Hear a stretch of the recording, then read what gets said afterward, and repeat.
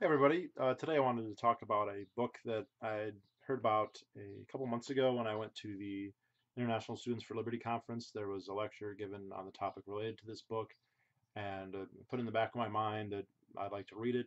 And then it was prompted once again. I was listening to Tom Woods interview Michael Malice, which he's done now several times, and I actually recommend people to listen to those. Those are pretty interesting. Those are both very different but very interesting guys, and you know they're fun to listen to. And the book that at the end of one of the interviews, and I don't remember which one it was, um, Woods asked Malice, "Well, you got 30 seconds. What books would you recommend?" And there were two that he said right off the bat, and one of them, I bought both of them, but one of them had been referenced earlier at Students for Liberty conference, so I definitely decided to check it out. And that is The Righteous Mind: Why Good People Are Divided by Politics and Religion by Jonathan Haidt, right here. And pretty quick read. While I was off working, I had a lot of time to read, and I was able to plow through a couple books, including this one in I think maybe 3 or 4 days. And it was very interesting. I had heard most of the premises before. Haidt has done a couple of interviews on Reason and a couple other shows. Um, I think Haidt is personally fascinated with libertarians because they don't fit in with the other two major parties. They're different uh, in ways that he finds fascinating. For instance, he says, in general, libertarians have more in common with liberals, but on one or two really important points, they side more with conservatives, and so they are overwhelmingly on the side of conservatives when it comes to politics. But that's not really what I wanted to talk about. I wanted to talk about some of his insights in terms of what the title suggests, why people believe what they do, um, and also how to persuade them. So he starts off by saying when they've done lots of surveys all over the world, they've discovered that Westerners and especially Americans have a much more narrow conception of what morality consists of. Um, Basically, Westerners and Americans in particular, and actually even more particularly libertarians, although he doesn't go into that discussion, um, narrow moral questions to questions of fairness and of harm. So morality deals with whether something's harmful for somebody and whether something is fair, i.e., if an exchange is equitable or just, if not in some abstract labor theory of value terms, but in terms of both parties agreeing. And I think libertarians, especially strict NAP people, and this doesn't say all libertarians are like this, but the political ramifications of libertarianism are that narrow. Now, of course, many libertarians care about other things, but he points out Westerners in general have this. But if we look around the world, there are other things that people care about: sanctity, religiousness. This would be like defiling. This is why maybe homosexuality might be considered wrong. Is it consensual? Yes. Are you harming somebody? No, but it's still wrong because man is created in the image of God, and it's sacrilegious to pollute the temple or whatever. Authority, you see this very strongly, like in ancient, or not even ancient, in China, where there's filial piety, all this emphasis on your elders, and the emperor and the state. Um, and then what was the other one? Fairness. Anyway, like there's a lot of he talks about like tribes in New Guinea, for instance, that think it's immoral for a man to eat anything that looks like a vagina or is reminiscent of a woman, even if it's a fruit or it's perfectly edible. It's considered wrong because you're violating, and I think that is one of them, like a cleanliness kind of idea. And you find throughout the rest of the world, most people's morality is has that broad of a base, but within the West, and he references several times the article "Weird People," uh, which I've made a video a couple of years ago titled "Weird People are Americans, the most libertarian people in the world," basically saying that there are some very large sociological differences between Western Europeans and more or less the rest of the world, and especially Americans, and indeed especially libertarians within America. Um, and he doesn't go into why is there a difference, although I think that itself is a pretty big question, a pretty interesting one, and one that I think may already have been largely answered by several authors, but most especially Deidre McCloskey in her bourgeoisie um, trilogy, Bourgeoisie Dignity and Bourgeoisie Virtue. That's interesting. He talks about, those were his Haidt, those were his values, and he talks about when he first started to kind of broaden his understanding is when he went to Orissa, which was a state in India, and slowly became to appreciate some of their morality, which has a lot of emphasis on like cleanliness and using one hand to eat and another hand for other tasks, uh, and how you treat your slaves and your servants, and not your slaves at that point, but your servants. And he started to say, yeah, this all kind of makes sense. I thought it was interesting though, because he also talked about how ungodly filthy Orissa was and all these other things. And it's very hard not to wonder, well, Westerners have morality, and it's very interesting. He's careful not to be too politically correct. He goes, I'm not saying all moral systems are the same or equally good. He's not someone who's going to come up and say, the Aztecs are okay for, cutting people's hearts out to bring the rain. He is kind of saying I sort of can understand how that might be ethical in certain systems, and I'm not, he doesn't condemn anything in here, although he doesn't say he never would. But I think it is interesting to point out that this is one of the major cultural differences between the West, and the rest of the world, and that might be attributable for the differences in wealth, or the what McCloskey is dealing with is not why do they have a different morality. She's looking at what caused the industrial revolution. Why did we suddenly get sustained perpetual annual economic growth and increasing prosperity, on and on and on? That was a huge radical revolution in the history of the world, and it happened in basically the Netherlands and the UK, and then a little bit in France and the United States. And it's been an ongoing debate. Why did that happen? And her answer in her books is that it happened for ideological reasons. That there was, and she's not writing to Haidt. I'm sure they've probably read each other's books, but I don't think that they're influencing each other directly. Basically, the idea that if you want to get rich, if you want to do well in life, nobody else has a right to come and say, no, that's wrong. Anti-mercantilist, socialist, kin network sharing things, which is a big problem in a lot of the third world. It's very hard to accumulate capital, because if you ever accumulate any, the expectation is you must share that with your family, your kin group, and that destroys the incentive to do so in the first place, but it even practically destroys your ability to accumulate at all in the first place, even if you really wanted to. And it's interesting because what McCloskey, and I heard her speak at the International Students for Liberty conference, and she basically said it's a narrowing of what, well, at least political morality. It's one thing to say, hey, I think more homosexuality is wrong, I think it's bad. It's quite another thing to say, well, it should be prohibited legally or punished criminally. A lot of Westerners still have, they feel things about, homosexuality or bestiality or incest, or any other number of things they might think is gross, even, or they might feel things about authority. They might think you're supposed to respect your elders, right? They might think you're supposed to respect your parents, but very few think you should be stoned to death if you raise your voice to your parents, or if you disrespect your parents, or anything like that. And so it's actually quite interesting that her explanation for the Great Depression, or the not the Great Depression, but the rise of the Industrial Revolution, dovetails very, very nice in historically explaining when the shift happened that Heidt's describing in his book.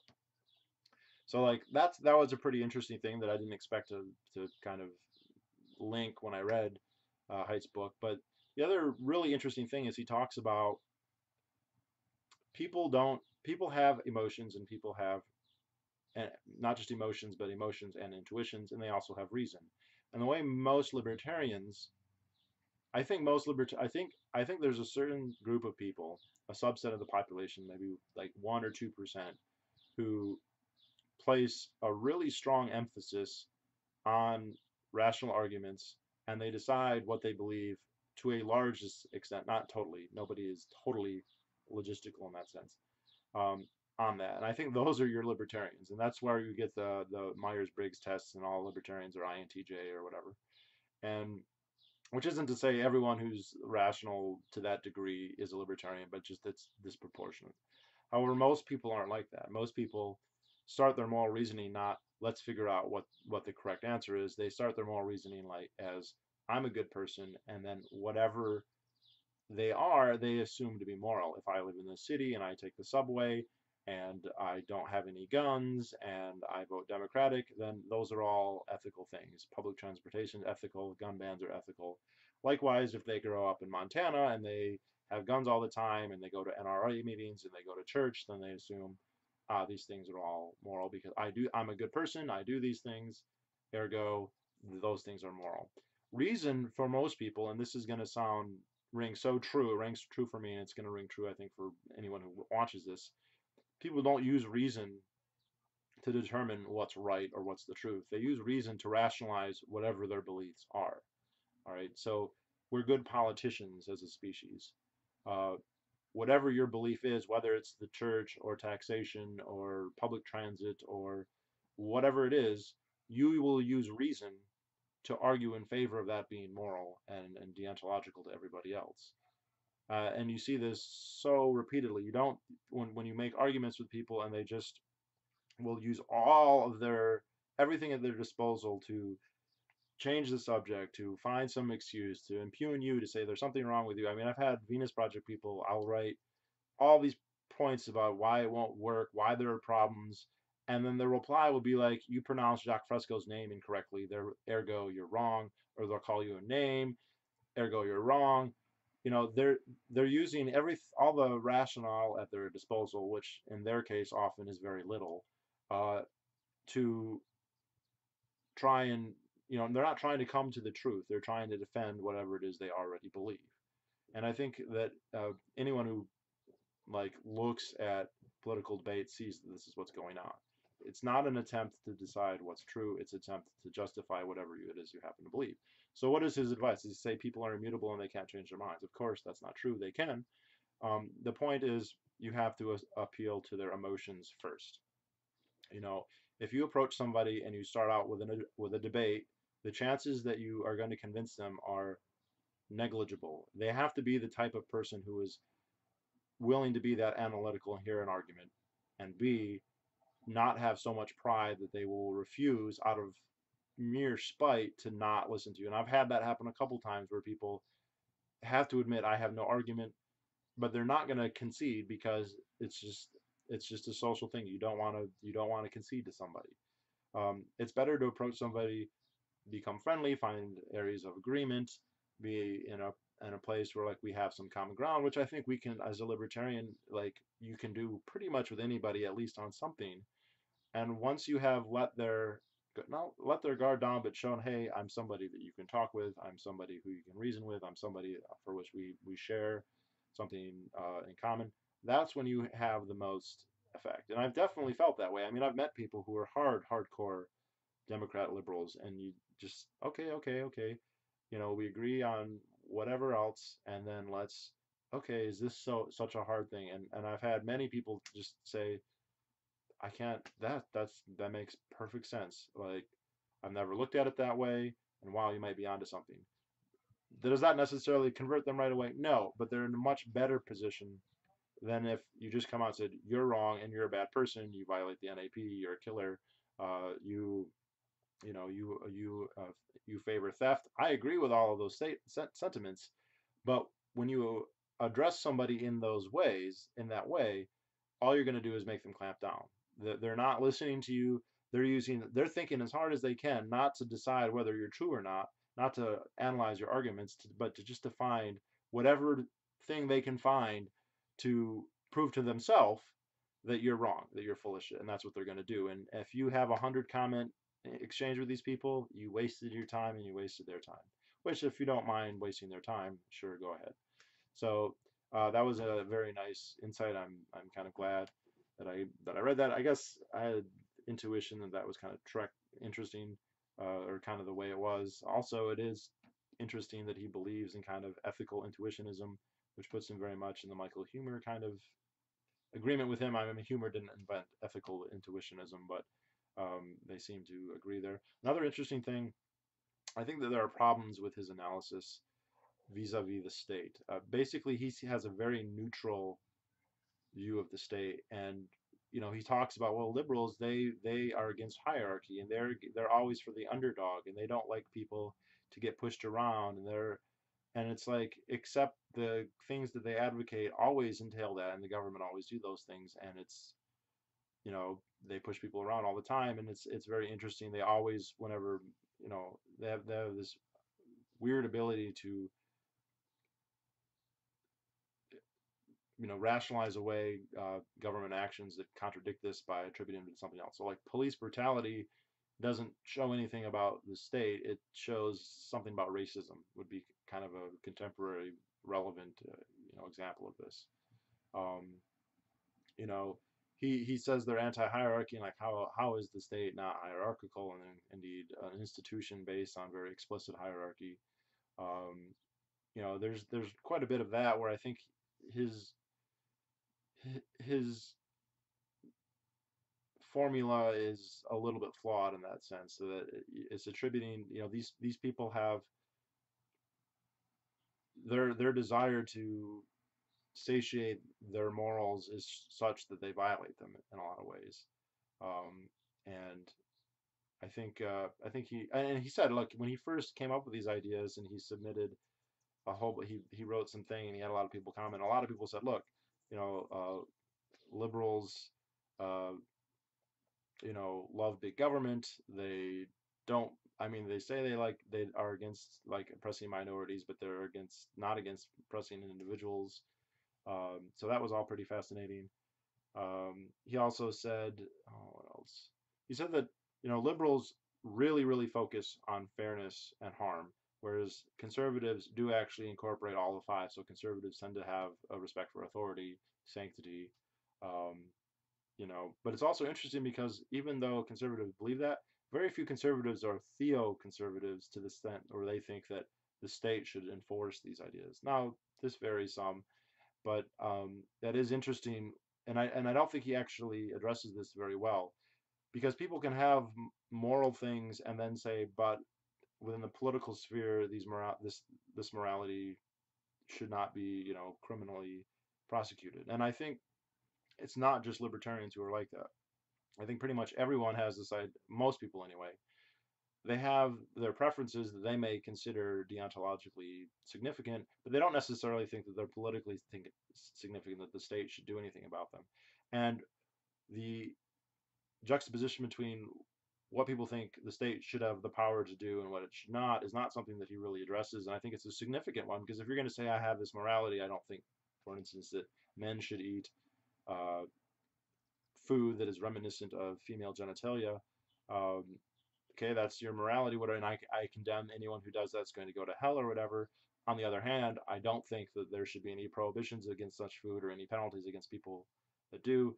I think that's a very important distinction, and one that he doesn't really flesh out very much. So, which is not entirely the point of the book. He's talking about why people don't agree on these things, not how they manifest politically. But I think how they manifest politically is pretty gosh darn important. And um, I'd like to see that fleshed out a little bit more. So it was a good book. I definitely recommend people reading. It's very readable. Um, and it I think he's basically correct. You're not going to convince somebody with argumentation unless they're a very rare type of person who's receptive to that sort of thing. Receptible. Um, Most people, they're just going to clamp down and use everything at their disposal, and I mean, I've had people like throw up their arms and say, "I have nothing. I can't argue," but they're still gonna call their friends and say, "Here, you tell me," and then their friends are just gonna tell them, "Oh, that guy's stupid. That guy doesn't know what he's talking about. He's closed-minded. He's part of the system. Blah blah blah." And you know what? Even though none of those are arguments and none of those are rational, none of that's evidence, that's going to be sufficient to reinforce their beliefs. And he also does talk about that, by the way. If if if people get the sense that those around them have certain beliefs, then they are inclined to believe them. And there's lots of evidence to that effect. People will even I mean, I don't know if this was the exact experiment, but they'll have a group of 10 people and they'll say, what color is this ball? And if it's blue, but most of the people, if 8 of the people say it's red, the other 2 people might be like, it's red, like, so that's obviously something that we have working against us, but it's also something that you can have work for you on the margins, especially if there's more than one libertarian around. So that was definitely a good book. Also, I want to say, I probably should say thank you. When I was in Oklahoma City, one of my subscribers contacted me and uh, we got to meet, had a great time. He said he never met another anarcho-capitalist, which is a shame. And it was really cool. It's nice to get to meet like-minded people, especially if they've been watching me for a while. It's a little weird at first because they know stuff about you and you don't know stuff about them, but that was definitely cool. And I'll also say that it looks like, although I wasn't originally planning this, that I will be getting back into the Civil War. I'm almost done with World War One. I have one more book to read on that, and I've been thinking about this just this morning. I'm I'm interested in what happened. I want to know about the battles and the generals and all that stuff. But I really find that I'm most curious and most interested in learning the why. Why did this happen? Not, who many soldiers died in this battle. I mean, that's important. You should know those things. But I want to know, why did World War One happen? Why did the Civil War happen? And with World War One, all the books that I've read have been about causes. And, I think when I'm finished, I will have read about 10, but they're all just about causes. And some of them going a little bit more into what happened. For the Civil War, and it's a topic that I've studied at length before, but I've read a book that I've had for a while, and I'm not done with it. I'm getting there. But it's well known in libertarian circles, and it's called Emancipating Slaves, Enslaving Free Men, A History of this American Civil War by Jeffrey Rogers Hummel. And I'm not going to talk about what he says in this book, only to say, and I'd heard this before, and it's written all over it, that at the end of every chapter, he has a bibliographic essay where he talks about some of the disputes that exist within the literature about given topics like causes or how much was slavery profitable or whatnot.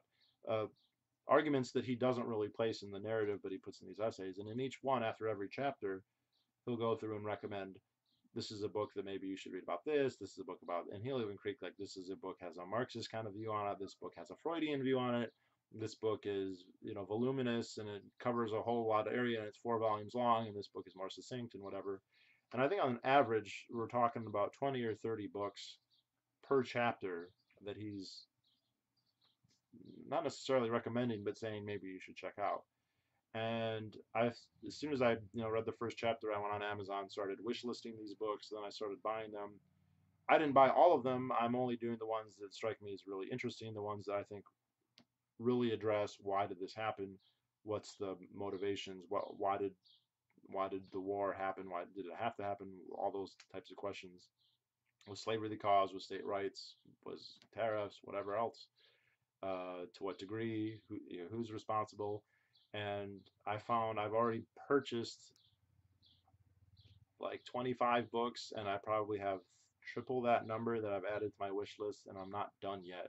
Still have a couple more chapters to go. So this has already become by far uh, the source that's given me the most reading material. I mean, Ivan the Heathen's given me lots of books to read. Scott Horton's show has given me lots of books to read. Watching Mises lectures, Robert Higgs has given me lots of books to read. This has completely blown all of that out of the water. All these books are basically addressing the lead up to the Civil War, the Jacksonian era, the second political system of or electoral system of the United States, slavery, states' rights, uh, the Whig Party, the Democratic Party, the birth of the Republican Party, uh, all that stuff that I mean, I know about, but not as well as I'd like to. So looks like World War One's ending and the Civil War is kind of starting again. This book's really piqued my interest, and I'm learning a lot from the book directly. I mean, it's not like it's only bibliographic essays, but I'm definitely liking it. And if anyone's interested, I would definitely recommend this book. Um, it's not that long. You don't have to go and buy all the books if you don't want. I'm not buying all the books. I will say also that most of them were not expensive. I was buying I'd buy 10 books, and the cost would be something like $7 or $8 plus shipping would be quite a bit more. But really, very quite fascinating. There'll definitely be a video after I finish it to talk about it. I talked about the Civil War maybe 2 years ago. Um, it hasn't radically changed my ideas, but it's certainly refined them a great deal. So that's always good as well. So I think I'll call that good. 25 minutes, not too long. And I hope you are all doing very well. And also, don't forget that PorcFest is coming up in about a month. I definitely plan on going. So if anyone would like to go and meet me there, it's always a blast. I recommend people go. You'll never go to any event like that in the rest of your life because it's just totally a unique mix of experience that I don't think there's anything else on the planet that's even close to that. So anyway, I will talk to you all later and have a good day.